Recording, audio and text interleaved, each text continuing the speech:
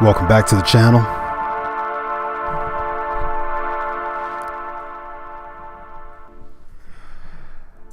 Today, I'm going to talk about something that's been on my mind. I was watching a popular daytime talk show. I'm not going to give the name. But there was a gentleman on the show who he stood up to give a comment, actually to ask a question, and he was a white guy, and he said his brother was married to a black woman.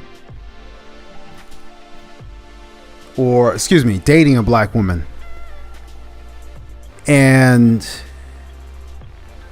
he said that anytime they would make plans to go somewhere, and let me add, the woman was from Jamaica. Not that that makes any difference, but that's what he said. So what happened was he was talking about how anytime they would make plans to meet somewhere or to go somewhere, that she would be chronically late and they would have to wait for her. And sometimes it would involve restaurant plans, you know, where people are waiting for their food and waiting at a table. CP time, otherwise known as colored people's time. But how many of us colored people, so-called colored people, black people, believe this is an insult? Not many of us. A lot of us think this is funny. Anytime somebody says colored people time or CP time, people get a nice kick out of it, a nice laugh out of it. And I'll be honest, I used to laugh at it too. Until I thought about it one day.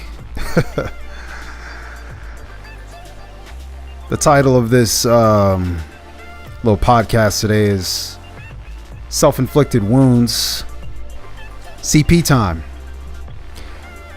I think the title says it all. It says a lot. But what I want to do is I want to kind of dig into the psychology into this CP time. Why do we think this is cool? Why do black people think this is cool? But here's the funny thing. I've actually talked to some other races who were non-white, and this isn't to say that white people aren't late. There are white people who are late all the time. But we're not talking about white people. We're talking about black people. I'm black, and I'm talking to black people. And this whole notion of colored people time or CP time, I realized that other races did it too. I was shocked. Some Asian, some Southeast Asian. I don't know the particular group. I don't remember the particular groups at the moment, but I was actually shocked to see that it wasn't just African Americans who, you know, in the same way we use the N-word, of course, we use it in a loving, endearing way. Of course, you know, the N-word is such an endearing word. Is the same way we use CP time. And we laugh about it. But the truth is, it is insulting as heck to anyone who is a self-respecting African American. To anyone who respects themselves, this is an insult. But you see, when other people say it, we don't like it, just like the N-word. But when we say it, it's cool, it's funny. But it's not funny. I'm doing this podcast today to let you know that it's not funny. And we need to fix it. There was an article, let's see here. April 11, 2016, Mayor Bill de Blasio and Hillary Clinton made a colored people time joke. Didn't go over well. You see the double standard? You see how this self-inflicted wounds? You see the double standard in this? We think it's funny, we think it's cute, but when other people say it, just like the N-word, it's no longer funny. It hurts. It hurts. It hurts people. Hurts people's feelings. So check this out. CP time is embarrassing. I wouldn't even use it. I wouldn't use it because it disparages the entire race. I think CP time can bring more discrimination too. I mean, think about it. If you're admitting that you're late all the time as a race, who's going to want to hire you? You know, it's a bad idea. It really is a bad idea. I don't know how people got on to using this, but it is a really, really bad idea. I was watching a video. This black guy that lives overseas. He's of Jamaican descent, but he lives in Japan. He's got a YouTube channel called Ryman Gaijin. Gaijin spelled Gaijin. If you want to check him out. Been following his channel, listening to his podcast for about 9 years. Took a year off, about 9 years, about 8 or 9 years, and he's been in Japan for about 10 years. Anyway, something struck me the other day when he was speaking.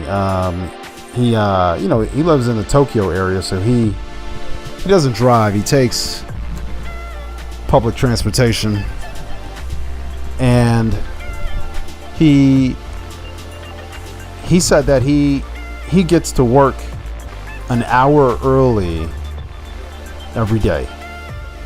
He said he likes to be early. And that was impressive. That was really impressive. And he's a black dude. So, you know, there are those of us out there who are disciplined. There are those of us out there who believe in being timely. But when people say things like, you know, CP time, you're hurting the entire race, and you need to know that. You need to understand that you're hurting everybody. I don't think we should use this anymore. If somebody's late, they should say they're late. If you're late, you know, say I'm late.